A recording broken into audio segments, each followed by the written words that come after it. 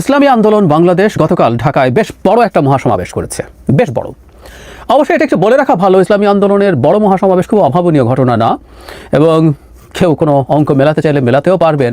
শেখ হাসিনার সময় যখন কাউকে একটা সময় অলমোস্ট কোনো সমাবেশ করতে দেওয়া হতো না, তখন ইসলামী আন্দোলন এই মোস্তহরার দিতে খুব বড় বড় মহাসমাবেশ করেছেন, এবং তাদের প্রধান যেহেতু একজন পীর, তাদের অনুসারী আছে প্রচুর, সেই অনুসারীরা খুবই সিরিয়াসলি এসব প্রোগ্রামে যোগ দেন। শুধু তাই না, বাংলাদেশের বেশ কিছু জায়গায় তাদের উল্লেখযোগ্য পরিমাণ ভোটও আছে, মাঝে মাঝে নির্বাচনে আমরা এটা দেখেছি। এটাও একটু বলে রাখা ভালো।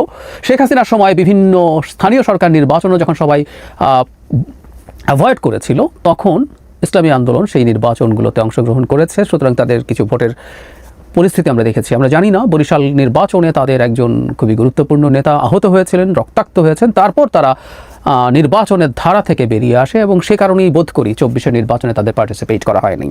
যাই হোক, সেই সমাবেশ ঘিরে বেশ আগ্রহ ছিল, এবং গুরুত্বপূর্ণ একটা আলাপ ছড়িয়ে পড়েছে। সেটা হলো একটা বিরোধী মোর্চা কি তৈরি হচ্ছে বিএনপির বিরুদ্ধে আগামী নির্বাচনকে সামনে রেখে। এই প্রশ্নটা জবাব দেওয়ার চেষ্টা করব। আর কারা কারা গেলেন, কি বলেছেন, মোটা দাগে আমরা একটু দেখতে চাই। এইটা মানে টাইটেল করা হয়েছে সংস্কার বিচার, এগুলো তো আছেই। সংখ্যানুপাতিক ভোট বা নির্বাচনের দাবি, তার মানে প্রধান যে হেডলাইন তাদের টাইটেলে, তার মধ্যে সংখ্যানুপাতিক নির্বাচনের আলাপ এসছে, এবং এই সমাবেশ থেকে তারা 16 দফা একটা ঘোষণা করেছেন। আমি সবগুলো বলতে যাচ্ছি না। এর মধ্যে একটা দফায় তারা বলছেন পার্লামেন্টের নিম্নকক্ষ উচ্চকক্ষ উভয় জায়গায় তারা সংখ্যানুপাতিক নির্বাচন চান। আমরা ঠিক জানি না উচ্চকক্ষে সংখ্যানুপাতিকের জন্য কি আলাদা ব্যালটের কথা তারা বলবেন, নাকি যে ভোট হয়েছে সেটার। আর সেই যে ভোট হয়েছে সেটার যদি সংখ্যানুপাতিক লোয়ার হাউসে হয়, আপার হাউসে সংখ্যানুপাতিকের আর কি প্রয়োজন, আসলেই জানি না। তাদেরকে এ ধরনের বুদ্ধি কারা দিয়েছেন, তারা কেন এভাবে ভাবছেন। যেমন বিএনপি যদি যেভাবে ভাবছে যে ফার্স্ট পাস দ্য পোস্টে যেভাবে লোয়ার হাউস হবে, তার সিটের যদি প্রপোর্শনাল রিপ্রেজেন্টেশন, সিটের ভোটের না আপার হাউস হয়, আমরা বলছি যে এটা আসলে এভাবে আপার হাউস কোনো এফেক্টিভ কিছু হবে না। ঠিক একইভাবে তারা দুটো হাউস কেন চাইছেন জানি না। তারা আরও অনেক কথাবার্তা বলেছেন, বিএনপিকে ইঙ্গিত করে এই ধরনের দল যাতে ক্ষমতায় আসতে না পারে সেটার জন্য সবাইকে সতর্ক থাকতে বলেছেন। এখানে জামায়াতে ইসলামী গেছেন, তাদের মহাসচিব কথা বলেছেন, এবং তিনিও বেশ কঠোর ভাষায় বলেছেন প্রপোর্শনাল রিপ্রেজেন্টেশনের ব্যবস্থা না হলে নির্বাচন হতে পারবে না। কোন হাউস কোনো উল্লেখ করেননি। জামাত কিন্তু লোয়ার হাউসে প্রপোর্শনাল রিপ্রেজেন্টেশনের কথা দীর্ঘদিন থেকে বলছে। এটা বোধগম্য, জামায়াতে ইসলামী বা ইসলামী আন্দোলন লোয়ার হাউসে প্রপোর্শনাল রিপ্রেজেন্টেশন চাওয়ার খানিকটা যুক্তি আছে, কিন্তু যদিও এটা এক ধরনের রিজলভড ইস্যু। এবং জামায়াতে ইসলামীর মহাসচিব আরও গুরুত্বপূর্ণ কিছু কথা বলেছেন, সেটা হচ্ছে ইসলামী দলগুলো এক মঞ্চে আসতে পারে, তাদের মধ্যে যদি ঐক্য হয়, বা ইসলামী আন্দোলনের নেতারাও একই কথা বলেছেন, যদি ঐক্য হয় সেটা খুব গুরুত্বপূর্ণ প্রভাব ফেলতে পারে, এমনকি তারা ক্ষমতায় চলে যাবেন, এই আলাপ হচ্ছে। এবং এই মঞ্চে যারা গেছেন অনেকে তাদেরকে ডিফাইন করার চেষ্টা করছেন যে একটা বৃহত্তর মোর্চা তৈরি হয় কিনা। আমি দলের কথা বলছি, দলের বাইরেও হিন্দু সম্প্রদায়ের নেতা গেছেন, হিন্দু বৌদ্ধ খ্রিস্টান ঐক্য পরিষদের নেতা গেছেন, এছাড়াও একজন বুদ্ধিস্ট নেতা গেছেন, বিভিন্ন ধর্ম থেকে রিপ্রেজেন্টেশন রাখার চেষ্টা করেছেন। কিন্তু দলের কথা আমরা যদি বলি, জামায়াতে ইসলামী গেছে, নেজামে ইসলাম গেছে, খেলাফত মজলিসের প্রতিনিধি গেছে, ইসলামী ঐক্য জোটের প্রতিনিধি। আমাদের কাছে আগ্রহোদ্দীপক সেটা হচ্ছে জাতীয় নাগরিক পার্টির 2 জন গেছেন, এর মধ্যে তাদের মেম্বার সেক্রেটারি জনাব আখতার গেছেন, সাথে জনাব সার্জিস আলমও ছিলেন। গণ অধিকার পরিষদের নুরুল হক নূর ছিলেন, খেলাফত মজলিসের ছিলেন, খেলাফত আন্দোলনের ছিলেন, এবং এবি পার্টির সভাপতি মুজিবুর রহমান মঞ্জু ছিলেন। সো আমি খেয়াল করবো যে বেশ লম্বা একটা স্পেকট্রাম আছে। মূলত ইসলামী দল, তার বাইরে আছে গণ অধিকার পরিষদ, এবি পার্টি, এনসিপি, এই 3টা একসাথে, এবং এখানে সবচেয়ে বড় শক্তি থাকাদের মধ্যে জামায়াতে ইসলামী। আমি আসবো আসলে এটা একটা পটেনশিয়াল বিরোধী মোর্চা কিনা সেই আলোচনা। তার আগে প্রপোর্শনাল রিপ্রেজেন্টেশন নিয়ে লোয়ার হাউসের আলোচনা সম্ভবত এখন আর না হওয়াই উচিত। কারণ হলো আমাদের যে কনস্টিটিউশনাল রিফর্মস কমিশন রিপোর্ট দিয়েছে, সেখানে লোয়ার হাউসের ক্ষেত্রে কোনোভাবেই এটা তারা সুপারিশেই রাখেননি, এবং ঐক্যমত্য কমিশনের আলোচনায়ও আসলে এটার এক ধরনের ঐক্যমত্য হয়েছে যে লোয়ার হাউসে না, আপার হাউসের প্রপোর্শনাল রিপ্রেজেন্টেশন, যে ভোটটা হবে সেটারই পপুলার ভোটের প্রপোর্শনাল রিপ্রেজেন্টেশন হবে, এই আলাপটা হয়েছে। কিন্তু এখন নতুন করে লোয়ার হাউস চাওয়া হচ্ছে। এই আলাপ কেন সেটা বলতেই পারি আমরা। সেটা হচ্ছে এরকম যে একটা হতে পারে এরকম যে লোয়ার হাউসেরও চাপ দেয় যাতে আপার হাউসটা মেনে নেয়, কুড বি। আর আমি বলেছিলাম যে 2টা দল, বিশেষ করে জামায়াতে ইসলামী এবং ইসলামী আন্দোলন, আমি অন্যগুলোর কথা বলছি না, আমরা গ্রোসলি যদি ধরি 1% ভোটও যদি কেউ পায়, ইসলামী আন্দোলন 1% ভোট পাওয়ার সম্ভাবনা আছে, বা তার চেয়ে বেশিও পেতে পারে। আমরা কম করেই ধরি 1% যদি ভোট পায়, খুব সম্ভাবনা আছে বেশিরভাগ ক্ষেত্রেই তারা কোনো সিটেই জিতবেন না, কিন্তু প্রপোর্শনাল রিপ্রেজেন্টেশন লোয়ার হাউসে হলে 3টা সিট তারা পাবেন। আবার জামায়াতে ইসলামীর ভোট যত হোক, সে যত সিট পাবে তার চেয়ে বেশি সিট পাবে। যদি খুব বাড়িয়ে ধরি 8 বা 10%ও যদি ধরি তার ভোট, মানে পপুলার ভোট 10%ও যদি হয়, জামায়াতে আমার ধারণা সিট 15টা পাবে এমনি, যদি ফার্স্ট পাস দ্য পোস্ট হয় সর্বোচ্চ। বাড়িয়ে ধরলে 20টা পাবে। এগুলো আমার একদম ব্যক্তিগত প্রেডিকশন। আপনারা অনেক কিছুই ভাবতে পারেন জামাত 70-80 সিট পেয়ে যাবে, এটা কেউ মনে করেন, আমি মনে করি না। কিন্তু প্রপোর্শনাল রিপ্রেজেন্টেশন যদি তাদের 10% পপুলার ভোট হয় তাহলে কিন্তু তারা 30টা সিট পাবে। সো এদের এক ধরনের চাওয়ার কারণ আছে। কিন্তু কেন আমরা প্রপোর্শনাল রিপ্রেজেন্টেশন চাই না লোয়ার হাউসে, এটা নিয়ে বহুত এন্তার আলাপ হয়েছে। আমরা বহুবার বলেছি যে এটা আদৌ কোনো স্টেবল গভর্নমেন্ট তৈরি হবে না।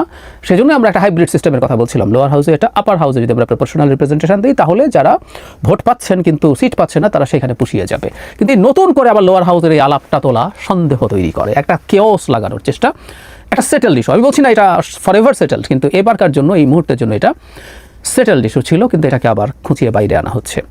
মূল কারণ আমি ধারণা করি পলিটিক্যাল লেভারেজ অর্জন। আমি জানি না এই নির্বাচনকে সামনে রেখে কী ধরনের আলাপ আলোচনা করছে দলগুলো তাদের পরস্পরের মধ্যে, বিএনপির সাথে, বিএনপির ওপরে চাপ প্রয়োগ করে কোনো না কোনো ধরনের লেভারেজ কেউ না কেউ অর্জন করতে চাইছে, যে আমি ওদের সাথে চলে গেলাম কিন্তু আমাকে এটা দেওয়া হোক। অনেকগুলো দল আছে যাদের সংখ্যায় অত বড় না, তারা অনেকেই ওখানে গিয়ে থাকতে পারেন এই উদ্দেশ্যে, এতে বিএনপির সাথে তাদের নেগোসিয়েশন বার্গেনিং বেটার হতে পারে।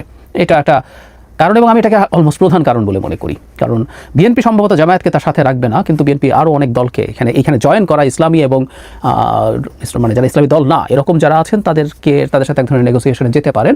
তো সেই বিবেচনায় তাদের অনেকেই সম্ভবত এই নেগোসিয়েশনের জন্য গেছেন।